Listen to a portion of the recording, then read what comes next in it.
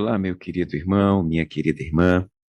Vamos conversar nesta oportunidade, vamos estudar juntos a palavra do Senhor nesta oportunidade, no texto de Isaías, no seu capítulo 1, vai do Isaías 1 até o Isaías 6, o texto bíblico do nosso estudo hoje. Pega então os primeiros capítulos de Isaías nesta aula, que é uma aula que inicia este estudo bíblico, inicia essa série de estudos bíblicos a respeito deste profeta, o profeta Isaías. Antes de nós lermos o texto, eu quero que você pense comigo sobre algumas questões introdutórias, né? E uma dessas questões introdutórias tem a ver com a maneira como lemos e estudamos o profeta Isaías. Já dizíamos para você em outra oportunidade, em outros momentos em que estivemos juntos, que a Bíblia é uma biblioteca. O Espírito Santo nos deu, na Bíblia, diversos livros. Aqui tem livros de diversas características diferentes. Nós temos livros aqui no Antigo e no Novo Testamento, livros grandes e livros pequenos, livros fáceis e livros difíceis, livros para todos os gostos. Nós temos diversos tipos de livros. E, no caso, estes livros estão agrupados pelos professores de Bíblia, por aqueles que ensinam Bíblia, agrupados por gênero literário. Então, quando você olha para um livro, tente entender qual é o gênero literário daquele livro. Porque nós não interpretamos todos os livros do mesmo jeito. Você não interpreta um evangelho como você interpreta um salmo. Você não interpreta Levítico como você interpreta a literatura paulina. Estes gêneros diferentes, esses formatos, essas formas diferentes de texto, elas pedem de nós, os leitores, estratégias interpretativas, formas diferentes de interpretar estes livros, tá? É como se fosse um alimento diferente. Imagina que a Bíblia é uma despensa. Cada livro é um tipo de alimento espiritual. E você precisa se alimentar de cada tipo de alimento de uma forma específica e determinada. Você não come sopa da mesma maneira como você come churrasco. Você não come feijoada da mesma forma como você come sushi ou sashimi. São comidas diferentes que pedem instrumentos diferentes, maneiras de aproximação também diferentes. Isso é para dizer que o texto de Isaías é texto profético. O livro de Isaías faz parte da chamada profecia, né? A Bíblia tem uma seção, né, de profecia no Antigo Testamento e também no Novo Testamento, né? No Antigo Testamento, os profetas começam aqui com Isaías, né? Depois da literatura sapiencial, né? O último livro sapiencial na nossa Bíblia é o Cântico dos Cânticos. Então, depois do Cântico dos Cânticos, o que nós temos? Nós temos, então, o Isaías, começando esta série de profetas. Isaías, Jeremias, e aí nós vamos encontrar aqui uma série de profetas que estão agrupados um do lado do outro para orientar e ajudar o leitor, dizendo para o leitor da Bíblia que esses livros são livros que se parecem na forma literária, se parecem enquanto literatura, né? E aí o gênero literário profecia, diante de nós, eles pedem um certo tipo de olhar, o olhar do estudante da Bíblia, que tenta entender a profecia. E aí olhamos para o Isaías e entendemos que ele é profeta. O livro de Isaías é uma profecia. E como é que nós vamos estudar um texto profético? Tentando contextualizar e situar a sua profecia. A gente não pode estudar um livro bíblico, especialmente o livro profético, no vácuo, como se ele tivesse sido escrito no vácuo. Não, ele foi escrito num certo momento histórico. O profeta pregou estas palavras num certo momento da história do povo de Deus. E se você tira o livro deste lugar, deste momento histórico, você vai entendê-lo equivocadamente. Você altera a forma de interpretar as suas profecias. Então, mais até do que a literatura sapiencial, que encerrou, que parou aqui agora com o Cântico dos Cânticos, né? Formada aí pelo livro de Salmos, pelos Provérbios, por Eclesiastes, Cantares, o Jó também. Se você tira essa literatura sapiencial, a literatura profética pede de nós, o leitor, um enquadramento histórico da profecia, porque se você não enquadra a profecia historicamente, você não entende o que o profeta está dizendo, nem por que ele disse essas coisas. Então, a literatura profética pede de nós uma atenção enorme, uma grande atenção nessa questão do enquadramento histórico do profeta. E o que é a profecia? Esta é uma boa pergunta para começar esta série de estudos nos profetas, ou no caso aqui, no profeta Isaías. O que é a profecia? Quando nós levantamos essa pergunta, assim, para as pessoas de uma maneira geral, há um certo senso comum a respeito de o que é uma profecia, né? Então, normalmente as pessoas têm em sua mente que profecia é falar do futuro, né? Profeta é aquele que fala do futuro. Ora, não é isso aqui exatamente que é a profecia. Tem, eventualmente, falas a respeito do futuro, mas profecia não é, estrito sensu, texto sobre o futuro. Porque quando você olha o texto de Isaías, você vai encontrar uma série de profecias que não são sobre o futuro, são sobre o passado do povo de Israel. Você vai achar uma série de profecias que não são sobre o futuro, são sobre o presente dele, do Isaías. Ele está falando do presente, coisas que estavam acontecendo naquele momento. É isso? Então, não dá para dizer que profecia é texto sobre o futuro. Você tem uma parte que é sobre o futuro, mas a maior parte da profecia não é sobre o futuro. É sobre o presente do profeta e sobre o passado do profeta, do povo de Deus. Então, o que é a profecia exatamente? O que é a profecia?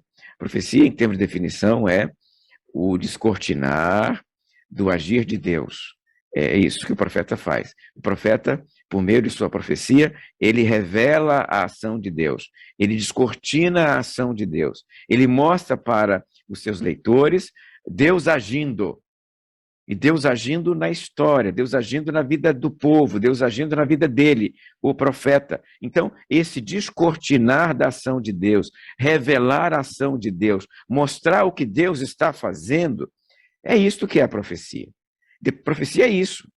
Então, quando você olha para Isaías, você vai entender, é isso que Isaías está fazendo aqui. Ele está descrevendo Deus agir, a ação de Deus, a intervenção divina na história dele, o Isaías, na história do povo de Deus, na história da humanidade.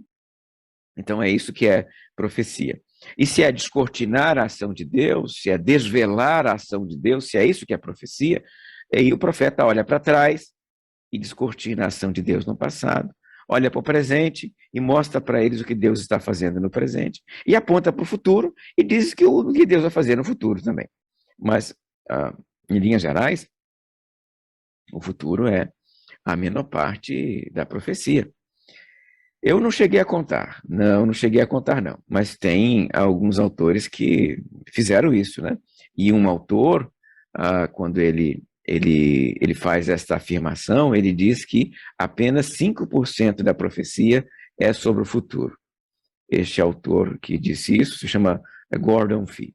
Quando ele escreveu no livro dele sobre literatura profética, ele diz que apenas 5% do texto profético, ou seja, da literatura profética, tem a ver com o futuro. O restante tem a ver com o presente do povo, né? O profeta mostrando o que Deus estava fazendo na vida do povo, e com o passado do povo, mostrando o que Deus fez na vida do povo no passado.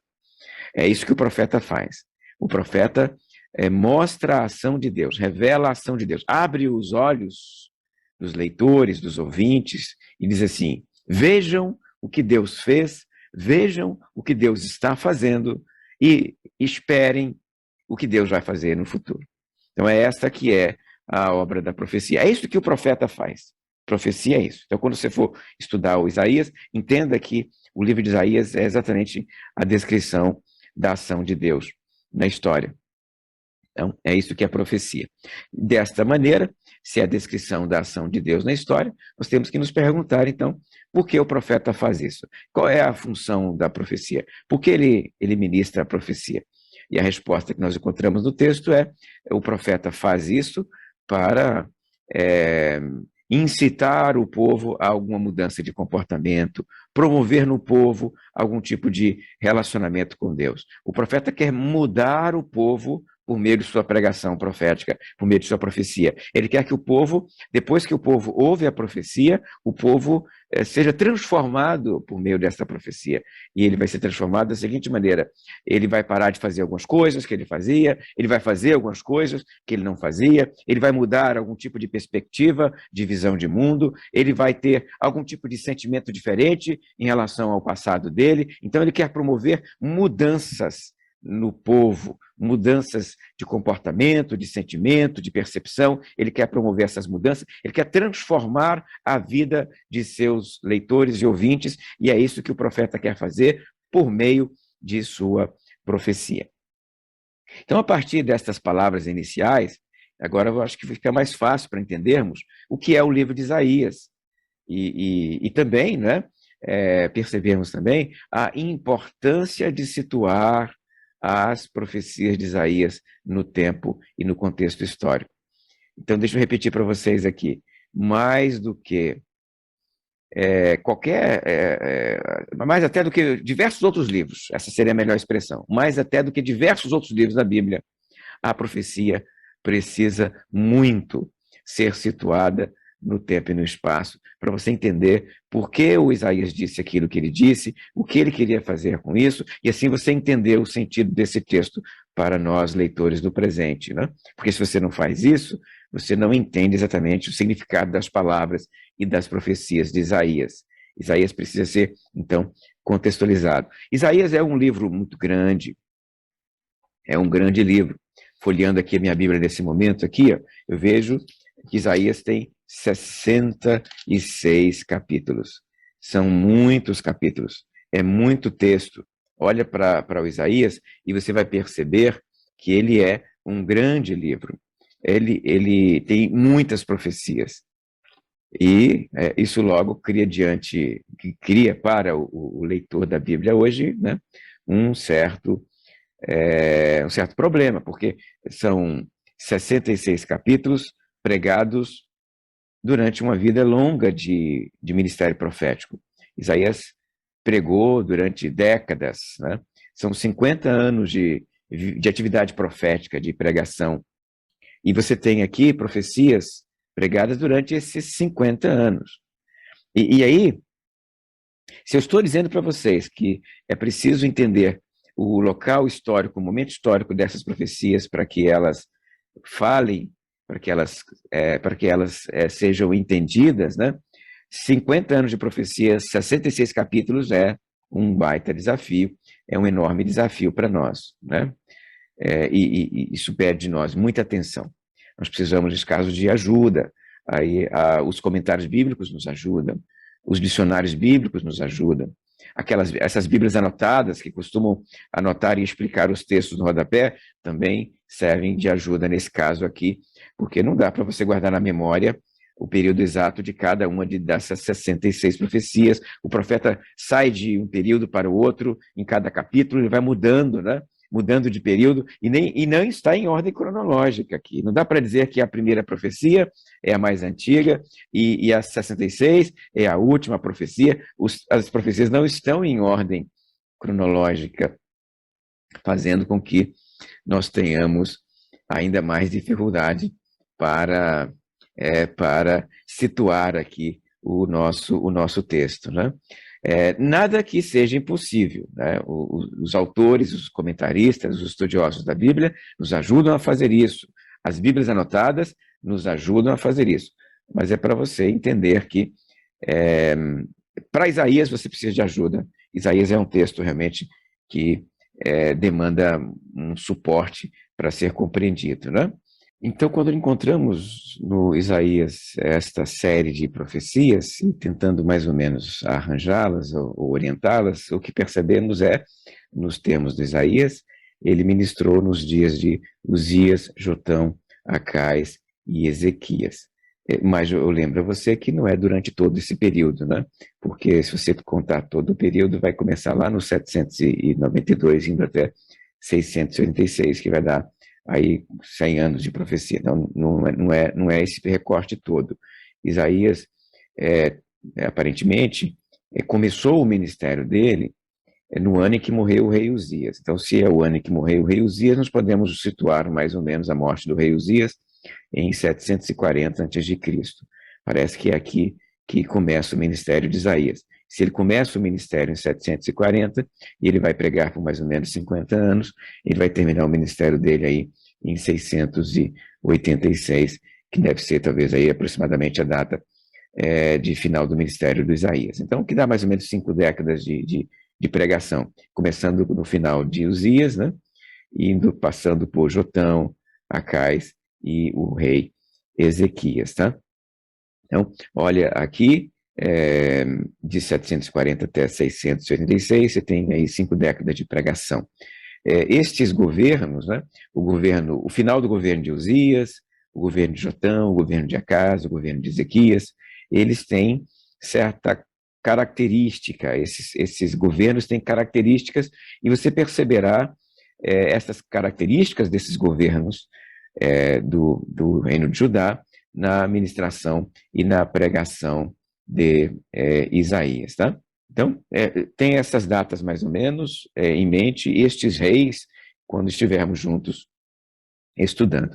O que significa dizer que talvez seja um bom exercício se você pudesse ler a vida destes reis ou a narrativa destes períodos históricos nos livros de Samuel e Crônicas, porque o cronista e o autor de Samuel, né, ou seja, o livro de Samuel e o livro de Crônicas, ambos têm a descrição desses governos, né? Então, você vai encontrar lá a descrição do que aconteceu no reinado de Uzias, Jotão, Acás, Ezequias, e você tem um enquadramento histórico do profeta Isaías. Olhando mais uma vez para a linguagem de Isaías, o que nós percebemos é que Isaías é um profeta que tem uma linguagem de estudante da Bíblia, uma linguagem de alguém que era culto, né? Isaías não usa uma linguagem simples, Isaías não usa uma linguagem de uma pessoa do campo. Isaías era um sujeito da cidade, ele é cosmopolita, ele tem um certo vínculo com o templo, e a profecia dele, por exemplo, a profecia de Isaías 6, ele deve ter recebido essa visão enquanto ele estava no templo. É uma pessoa que tem relacionamentos no templo, que tem contatos com o templo, que atua no templo. Então, Isaías é um profeta, poderíamos dizer que é um profeta erudito, com erudição, é um profeta entendido, é um profeta que tem uma formação, que tem uma capacitação nos tempos dele, né? É diferente, por exemplo, de um profeta Amós, que era boiadeiro, né? No caso de Isaías, é um sujeito culto, né? E ele, durante toda a sua vida, vai pregar, nesses 50 anos, a respeito do que Deus quer fazer pelo povo e a desobediência do povo, ou seja, a forma como o povo rejeita Deus. Então, esta é talvez uma tônica do livro do profeta Isaías. Eu quero desenvolver com você, a partir de então, a partir dessas coisas que eu acabei de dizer para você aqui, alguns elementos estudando o texto. Eu vou ler com você, então, aqui o iniciozinho de Isaías capítulo 1, que diz assim: visão de Isaías, filho de Amós, a qual ele viu a respeito de Judá e Jerusalém, nos dias de Uzias, Jotão, Acás e Ezequias, reis de Judá. Ouvi, ó céus, e dá ouvidos, ó terra, pois falou o Senhor, criei filhos e os engrandeci, mas eles estão revoltados contra mim. O boi conhece o seu possuidor, o jumento a manjedoura do seu dono, mas Israel, ele diz aqui, mas Israel não tem conhecimento, Israel não me entende. Ai da nação pecadora, do povo carregado de iniquidade, da descendência de malignos, dos filhos corruptores, deixaram o Senhor, blasfemaram do Santo de Israel, voltaram para trás. Então, você percebe que o texto é um texto voltado para o povo, e o povo enquanto nação. É um texto que tem um caráter político, esse texto tem um caráter é, comunitário, né? Ele tá olhando para o povo, tentando levar o povo a fazer certas coisas. O texto de Isaías é um texto de forte conteúdo político, e político no sentido de que ele quer demover propostas do governo de cada um desses reis aqui. Ele quer interferir nestes governos, ele quer atuar na posição destes governantes, desses reis que acabei de mencionar aqui para você, que são Uzias, Jotão, Acás e Ezequias. Uzias nem tanto, porque Uzias na morte de Uzias que ele é basicamente vocacionado, né?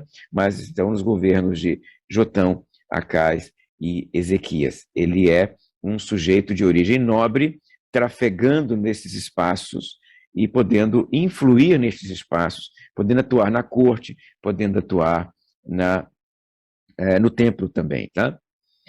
Isaías viveu em um momento histórico de grandes mudanças. É bom lembrar que no ano 721 aconteceu a queda do Reino do Norte, e aquilo tudo estava muito fresco na memória dos habitantes do Reino do Sul, né? Então, como Isaías está aqui pregando a partir de 740, estas coisas estão em ebulição, né? Essas coisas estão acontecendo, essas coisas estão em processo, né? Então você percebe que o povo do Reino do Sul está olhando lá para cima e está vendo o que está acontecendo, né? Pensando nessa lógica de Reino do Sul, Reino do Norte, né? Reino do Norte sendo destruído em 721, e você olha aqui para o Reino do Sul, e o Reino do Sul contemplando aquilo e vendo a destruição dos seus irmãos lá do Reino do Norte. Então, esse período é um período de muita turbulência, há muita pressão externa.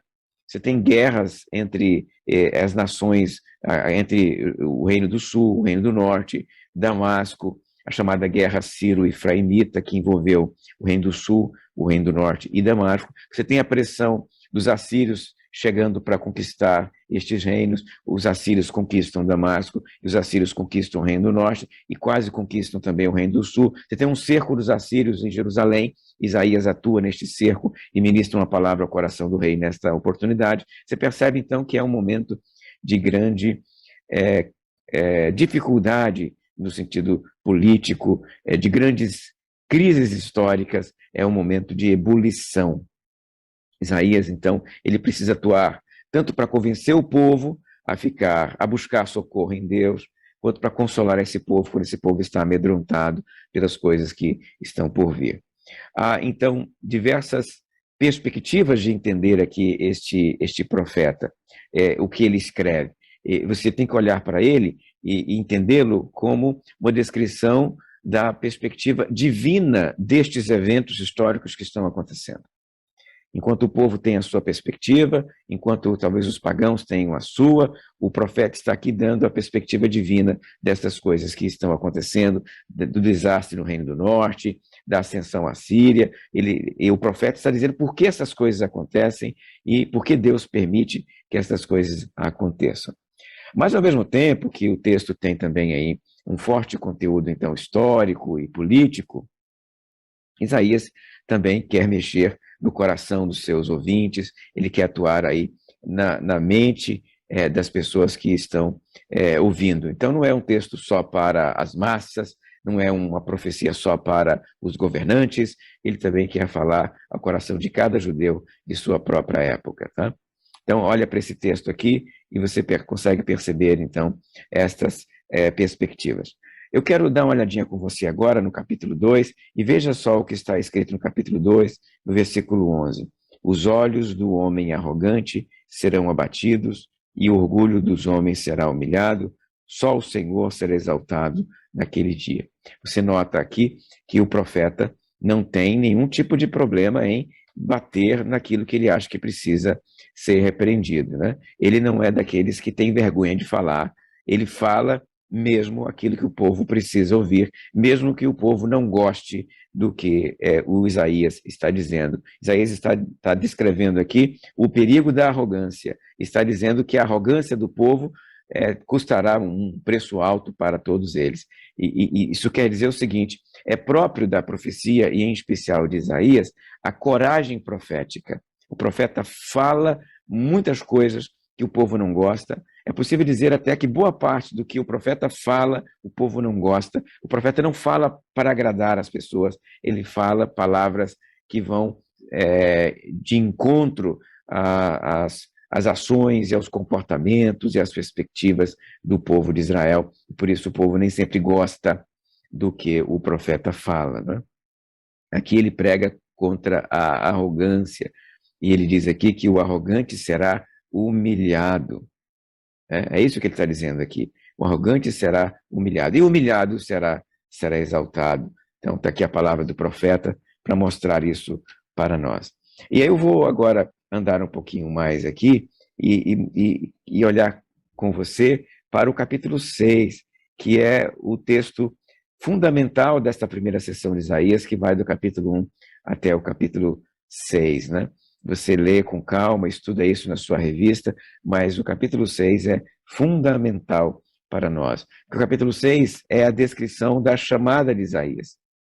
É bem possível que, se fôssemos colocar Isaías em ordem cronológica, o capítulo 6 teria que ser o capítulo de abertura, porque é onde Isaías é vocacionado, é onde Isaías é chamado.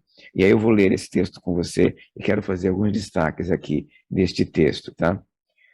No ano em que morreu o rei Uzias, eu vi o Senhor assentado sobre um alto e sublime trono. E as orlas do seu manto enchiam o templo. Os serafins estavam acima dele, cada um tinha 6 asas, com 2 cobriam os seus rostos, com 2 cobriam os seus pés, com 2 voavam. E clamavam uns aos outros, dizendo: Santo, Santo, Santo é o Senhor dos exércitos. Toda a terra está cheia da sua glória. Os umbrais das portas se moveram com a voz do que chamava, e a casa se encheu de fumaça. Então eu disse: ai de mim, que vou perecendo, porque sou um homem de lábios impuros e habito no meio de um povo de impuros lábios. E os meus olhos viram o Rei, o Senhor dos exércitos. E até o versículo 6 aqui, até o versículo 5 que eu li aqui para você, né? E aqui você encontra um dos textos mais conhecidos de Isaías. Você geralmente ouve algum tipo de mensagem nesse texto em meses missionários, em meses de campanha de missões, né? Quando o texto convoca aqui, né? Quem vai, Isaías responde: eis-me aqui. Né? Esse texto é o texto que aparece muito em pregações missionárias.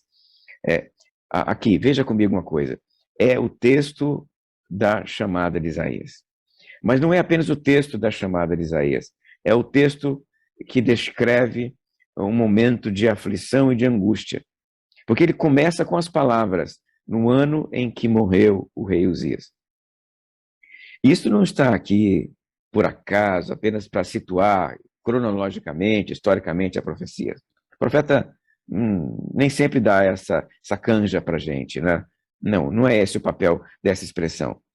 Essa expressão está aqui para dizer em que situação Isaías estava quando ele viu estas coisas. E ele estava numa situação de luto.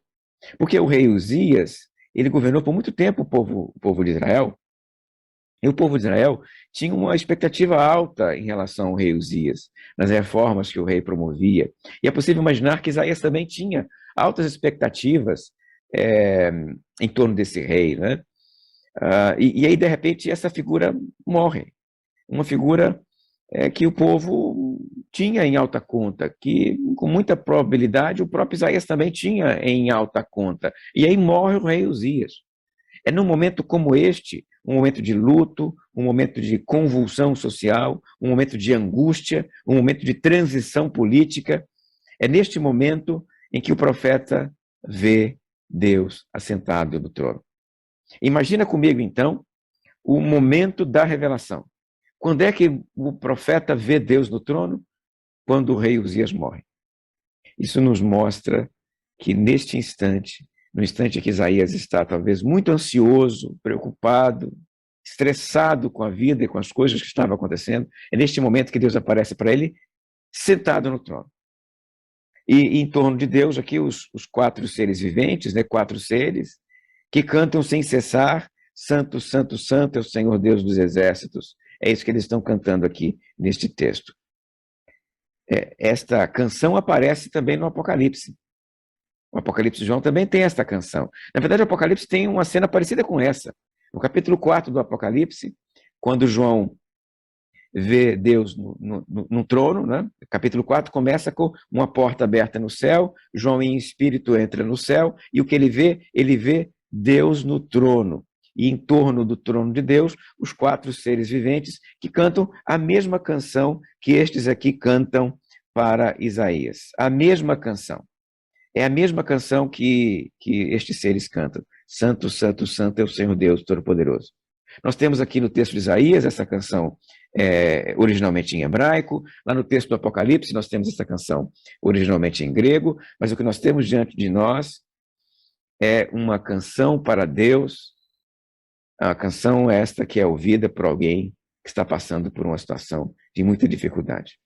No momento em que Isaías está passando por uma situação de muita dificuldade, Deus entrega para ele a visão do trono. Isaías vê Deus assentado no trono, celebrado pelos seres celestiais, que cantam sem parar, dia e noite, Santo, Santo, Santo é o Senhor Deus Todo-Poderoso. Pega essa expressão aí, Todo-Poderoso. Em hebraico aqui, Tsabaoth, lá no Apocalipse, Pantocrator, que é em grego, pega essa expressão, Todo-Poderoso. E o que ela quer dizer para alguém que está passando por uma situação de sofrimento? Tente imaginar comigo Isaías sofrendo com a morte do rei Uzias, e aí ele vê Deus no trono, e Deus assentado no trono, a partir daquele trono maravilhoso saem luzes, fumaça, aquela cena linda, e aí ele vê quatro seres viventes cantando sem parar, Santo, Santo, Santo é o Senhor Deus Todo-Poderoso. Imagina o que isso faz no coração do Isaías, o que isso fez no coração do João lá no Apocalipse. É para confortar o coração desses homens aqui de Deus. É para mostrar para eles que, apesar da morte do rei, Deus continuava no trono. Apesar das dificuldades, Deus continuava no trono. Deus não perdeu o trono porque o rei Uzias morreu. Deus não perdeu o controle sobre a história porque o rei Uzias morreu. Não, Deus continua lá no trono. Isaías, o texto, a visão está mostrando para ele. Isaías, veja só, o rei Uzias morreu, você está passando por dificuldade, as coisas estão muito ruins aí em torno de vocês, a pressão é grande, é enorme, mas olha para cá, Isaías, veja quem governa, veja quem está no trono, veja quem está sentado ainda com o controle da história, não perdeu o controle porque o rei morreu. Deus não perde o controle porque coisas ruins acontecem em nossa vida. Eu quero que você entenda isso neste momento, você que está me acompanhando aqui. Talvez as coisas não estejam tão boas assim na sua vida. Nesse período de dificuldade enfrentada pelo povo brasileiro, período de estresse com o vírus, um período de quarentena, um período de enfermidade, muitas pessoas perderam o emprego, a economia está passando por dificuldades, você olha para um lado e para o outro e as pessoas estão enfrentando dias muito difíceis, e morre alguém perto de você, morreu um parente, morreu alguém muito próximo, e aí você está abatido, e eu quero que você, nesse momento, veja o que Isaías viu. Pelos olhos da fé, por meio de olhos espirituais, eu quero que você veja o que Isaías viu. E o que Isaías viu? Deus assentado no trono. E no trono, Deus estava antes da pandemia, Deus está agora no trono e sempre estará no trono. Ele nunca vai perder o trono dele. Ele nunca vai sair daquele lugar, do lugar do trono, do lugar de governo, do lugar de controle de todas as coisas. Lá no Apocalipse, no final do cântico, Santo, Santo, Santo é o Senhor Deus Todo-Poderoso, os quatro seres viventes dizem ainda que era, que é e que há de ser. Ele estava no trono ontem, ele está no trono hoje e estará no trono amanhã e para sempre, porque Deus não perde esta posição, porque coisas ruins acontecem à nossa volta. Ele continua lá, continua no trono. Não, Deus não perdeu o controle da sua vida, nem da minha, na vida de ninguém. Não.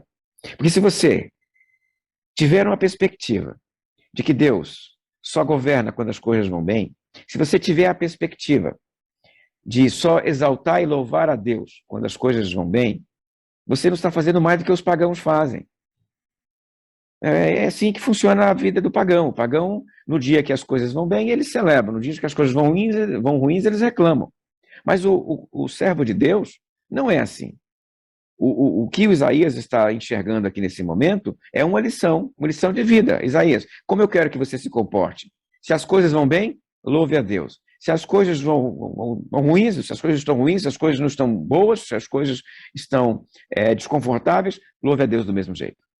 Você não deve louvar a Deus somente quando faz sol. Você vai louvar a Deus quando faz sol, quando faz chuva. Você vai louvar a Deus na saúde e na doença. Você vai louvar a Deus com emprego e sem emprego. Você vai louvar a Deus no aniversário e no funeral. Por quê? Porque você olha para cima e pelos olhos da fé, o que você enxerga é Deus assentado no trono pela eternidade, governando a sua vida, mesmo nesses momentos de dificuldade, mesmo nesses momentos de crise e de desconforto e de sofrimento.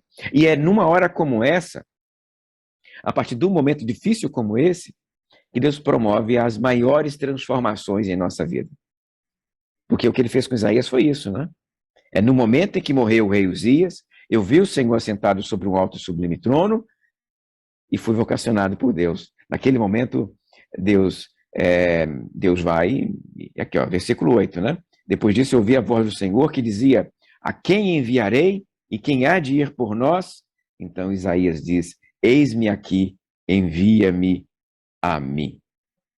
No momento em que o rei morreu, Isaías foi convocado. No momento de dor, de circunstâncias difíceis, Isaías foi convocado. A vida de Isaías foi transformada completamente. Deus atuou na vida de Isaías de uma maneira profunda. Ele purificou os lábios de Isaías, ele deu uma palavra profética para Isaías, ele encheu o coração de Isaías de coragem, de força, e é a mesma coisa com você, meu irmão. É a mesma coisa com você. Nesses momentos de dificuldade, olha para cima, veja o trono de Deus, veja Deus governando sobre a sua vida, e aí Deus vai atuar, Deus vai impregnar sua vida da presença dele, Deus vai mostrar para você o que ele quer para a sua vida, e você, com o coração cheio de confiança em Deus, continuará caminhando, mesmo se as coisas não estiverem tão boas assim. E porque essa passagem ela me mostra com muita tranquilidade que em momentos como este, Deus promove as maiores transformações em nossa vida. Então entenda que, por meio de um texto como este, Deus falou lá para Isaías e Deus quer falar para nós nos dias atuais. E a primeira coisa que nós precisamos fazer é entender o significado desse texto lá no tempo de Isaías. E depois que entendemos o que significava lá no tempo de Isaías, nós vamos e aplicamos esse texto aos nossos corações, aos corações daquelas pessoas que estão à nossa volta, à nossa família, à igreja do presente, ao reino do Senhor na atualidade. Então, só para fechar essa nossa reflexão sobre Isaías 1:6, eu olho para esse texto e vejo diversas lições espirituais. Há várias delas. Eu destaquei para você aqui nesta oportunidade, duas em especial.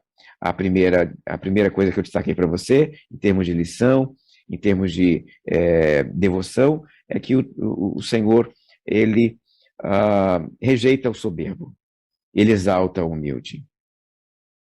Esta lição aparece com clareza aqui, nesta primeira sessão de Isaías. Deus não tem prazer no coração orgulhoso, Deus se alegra profundamente com aquele que tem o coração humilde.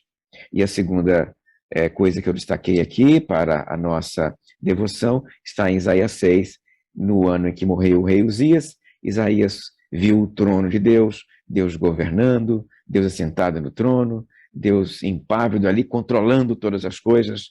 Isaías, com aquela imagem, se sente fortalecido. Isaías, com aquela imagem, se sente chamado por Deus para uma missão, responde positivamente à missão e a vida de Isaías muda completamente. No ano em que morreu o rei Uzias, Isaías foi vocacionado por Deus, foi chamado por Deus. Então, eu olho para ela e consigo entender que mesmo nos momentos mais difíceis da nossa vida, Deus está fazendo uma obra tremenda em nós, mesmo nessas horas e apesar destas horas. O que nós precisamos fazer nestes casos é olhar para o alto é olhar para cima, tirar o olho do problema, tirar o olho da dor, tirar o olho da dificuldade, e olhar para Deus e ver Deus assentado no trono. Então, com esta fala minha, eu me encaminho para o final dessa nossa reflexão, esperando que você tenha um bom período de estudos no livro de Isaías. Que Deus abençoe a sua vida e até a próxima, se Deus quiser.